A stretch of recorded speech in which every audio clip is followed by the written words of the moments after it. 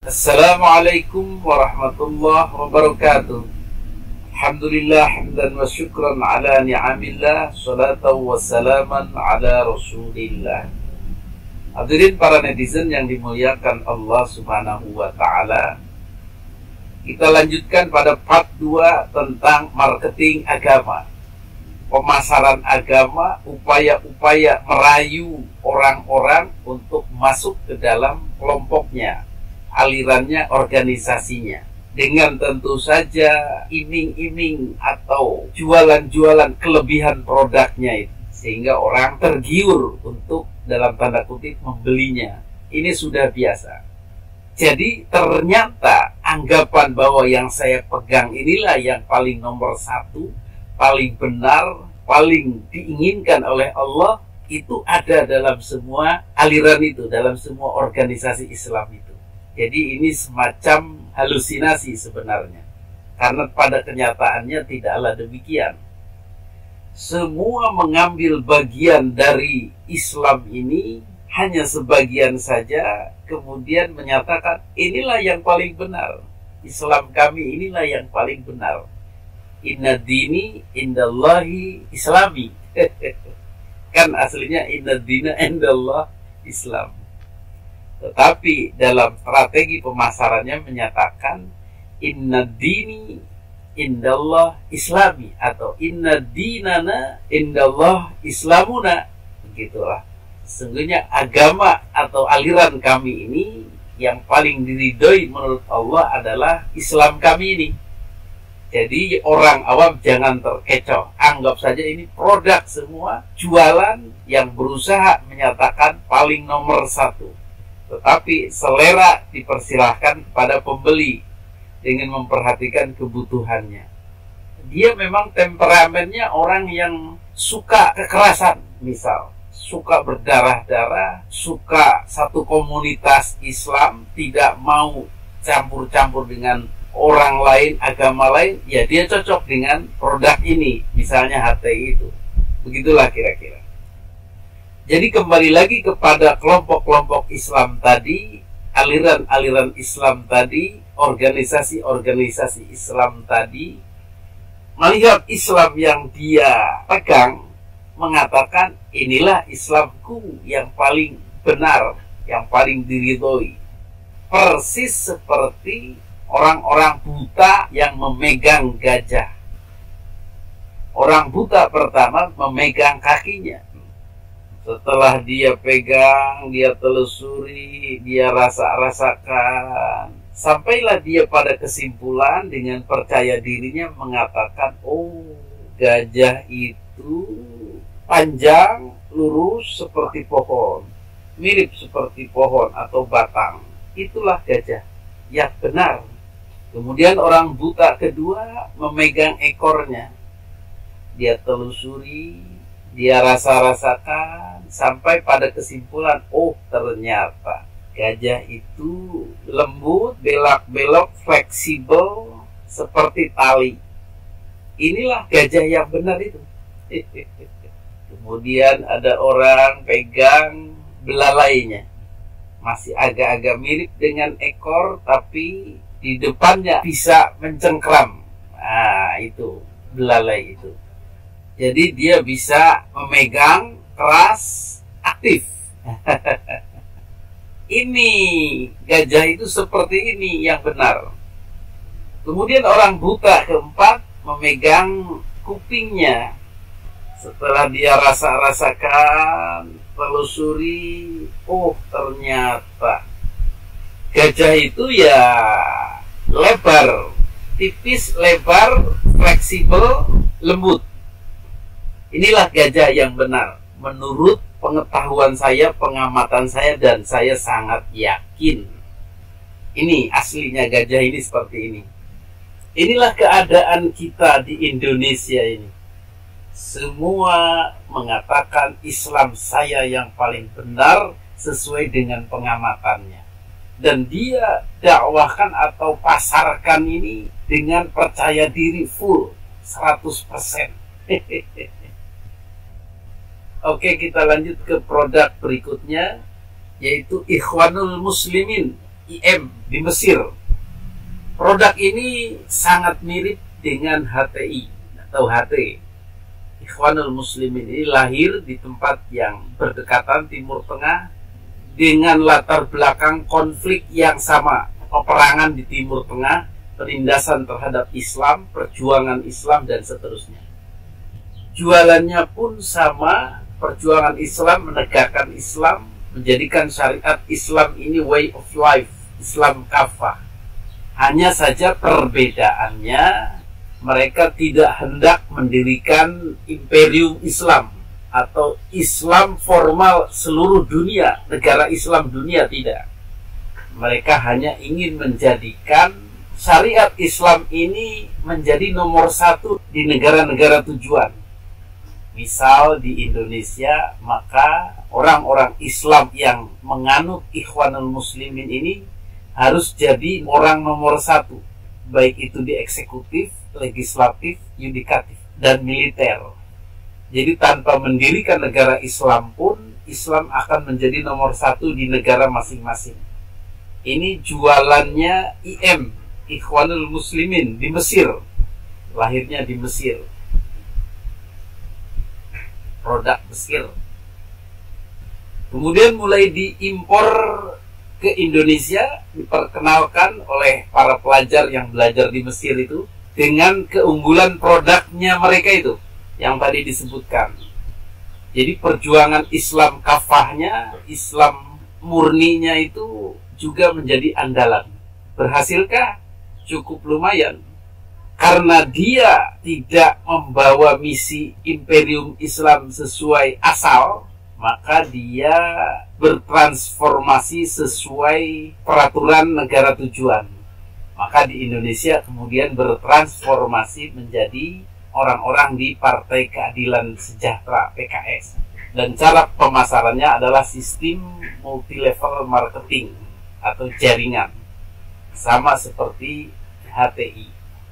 Bagaimana dengan penerimaan terhadap Pancasila? Karena misinya adalah bertransformasi, menyesuaikan dengan hukum setempat, maka dia masuk melalui jalur-jalur legal. Masuk partai, masuk parlemen, dan seterusnya. Sehingga juga dalam tahap awal menerima Pancasila sebagai pintu masuk. Bagaimana dengan kualitas produk kemurnian Islam, Islam kafah, pejuang murni Islam? Ya, itu jualan yang juga memikat warga-warga Indonesia untuk bergabung. Karena disangkanya inilah yang paling Islami, memperjuangkan Islam, dan paling kena di hati. Nomor satu, tetap nomor satu. Kemudian ada lagi orang berjualan Islam internasional, menjadikan Islam ini agama rahmatan lil alamin internasional seluruh dunia. Ia akan memimpin Islam seluruh dunia dan dipusatkan di India, Pakistan, Bangladesh. Itulah Jamaah Tabligh. Fokus adalah pembenahan akhlak tauhid, keyakinan-keyakinan semasa Nabi. Jadi giroh perjuangan Islam masa Nabi itu dikembangkan terus, termasuk diantaranya budaya-budayanya, cara-cara hidup, semua harus mirip Nabi. Ini juga jualan yang bagus, memikat, oke. Dan yang paling benar di hati, yang paling oke, inilah jalanku, jalan dakwahku. Ada Jamaah Tabligh. Pusatnya di India, Pakistan, Bangladesh. IPB. Kalau di Indonesia ya Kebon Jeruk itu. Ada lagi Ahmadiyah yang jualannya adalah ajaran-ajaran Mirza Ghulam Ahmad. Ada juga Syiah yang jualan utamanya adalah pemujaan terhadap Ahlul Bait, Ali Karamallahu wajah, Siti Fatimah, Hasan dan Husain dan keturunannya. Ada juga Majelis Taklim Al-Quran MTA yang kembali kepada Al-Quran letterless per kata yang diterjemahkan secara bebas oleh ulama-ulamanya. Ada juga NII, Negara Islam Indonesia, yang memang punya track record memberontak kepada NKRI, DITII itu. atau sekarang kemudian menjadi N11. Mereka tidak berhenti, tetapi bergerilya mendakwahkan, menjual produknya, yaitu iming-iming negara Islam. Kita hidup sesuai peraturan Islam, hukum Islam, tentaranya tentara Islam, negaranya negara Islam. Mantap toh? Jadi banyak pula yang tergiur. Terakhir yang sedang naik daun adalah Wahabi, Wahabi Salafi. Jadi diambil dari kata Abdul Wahab penggagasnya. Berasal dari Najd, dari Mekah. Mekahnya pun Mekah sempalan. Jadi tidak semua Mekah Madinah itu terwakili oleh dia. Jadi hanya ide dari beberapa orang yang ingin Islam ini murni, asli, kafah, orsinil ketika Nabi ada.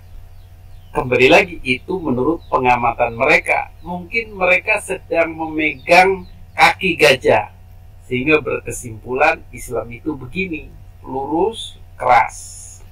Dan dengan percaya dirinya mengklaim, inilah Islam kami yang paling benar, yang lain salah. Dalam sejarah di Indonesia, Wahabi inilah yang mentargetkan NU sebagai objek dakwahnya. Kenapa? Karena disitulah Islam modifikasi, Islam budaya, Islam tradisi, Islam kesenian, dan lain-lain sudah dimasukkan sehingga tidak murni lagi. Termasuk di dalamnya Islam Pancasila bernegara Indonesia sudah tidak murni lagi. Ini harus dibersihkan, unsur-unsur yang tadi itu harus dipisahkan, dimurnikan kembali.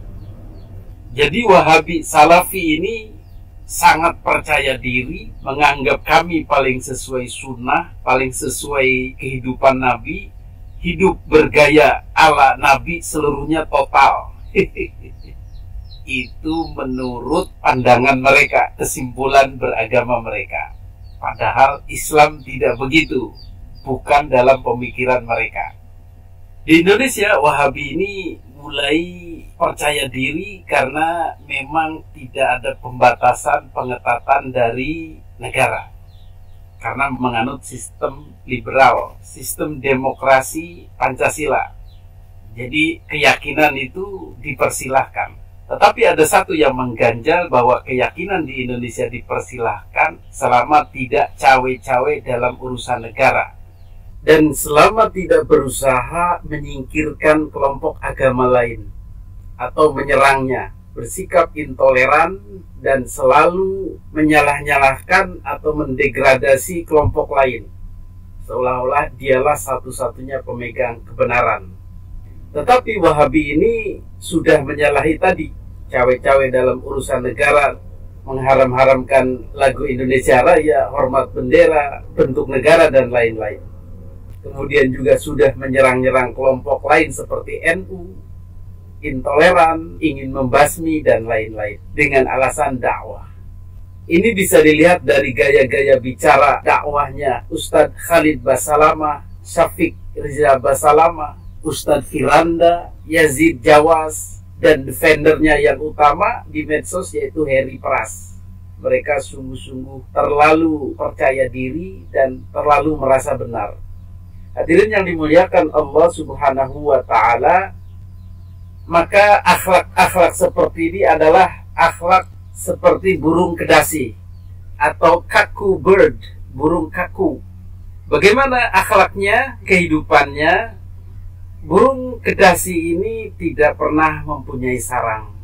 Dia mengincar sarang-sarang yang ada, yang sudah dibuat, yang sudah ada telurnya.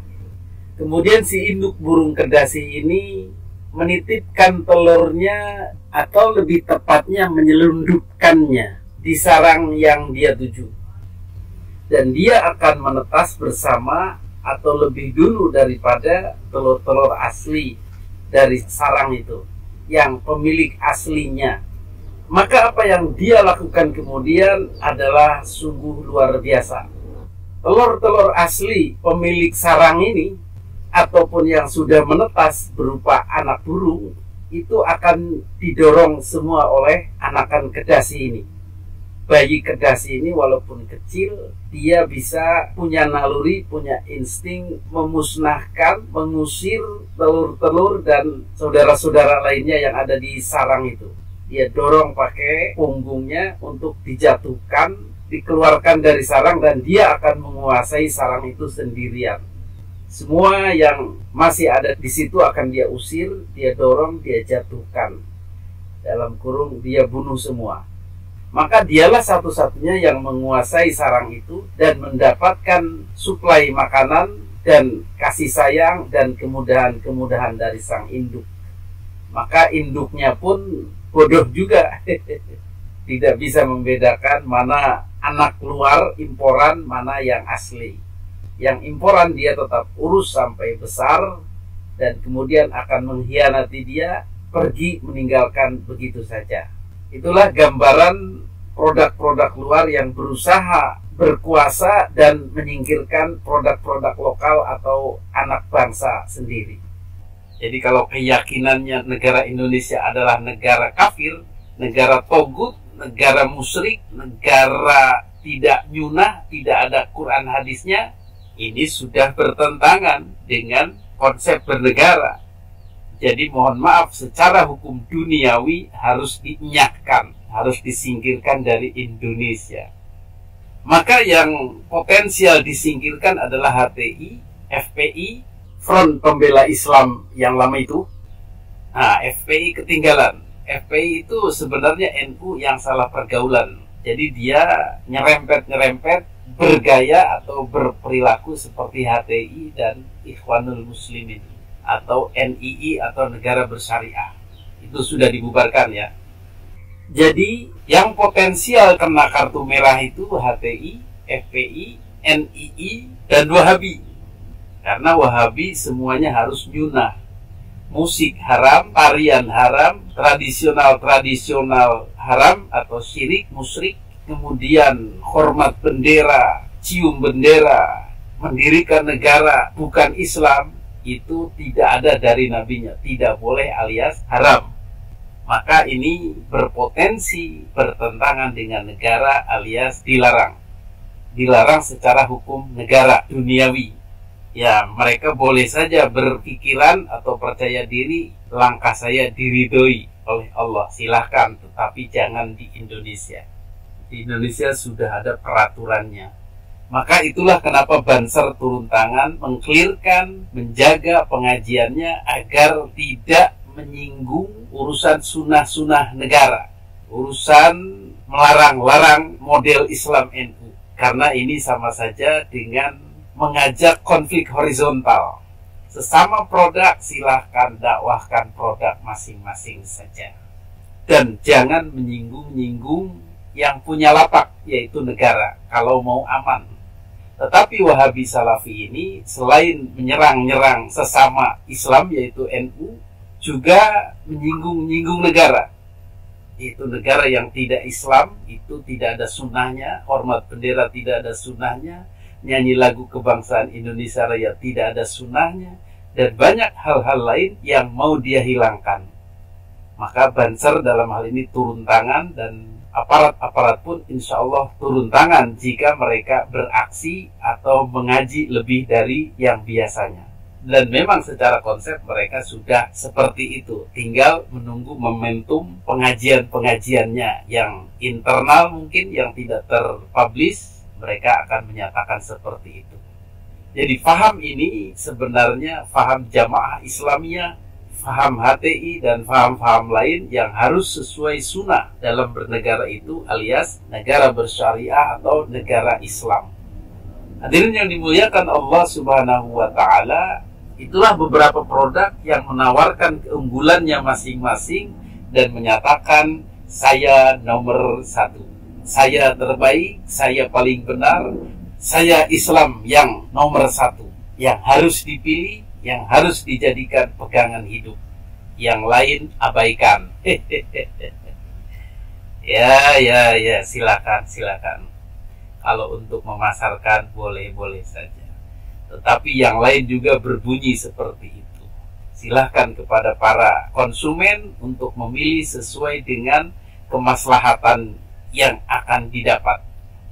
Untuk Indonesia, karena ini wilayahnya Indonesia, sesuaikan dengan kemaslahatan berbangsa dan bernegara Indonesia, yaitu NU, Muhammadiyah, Persis, Irsyad, MA, Matlaul Anwar, dan lain-lain.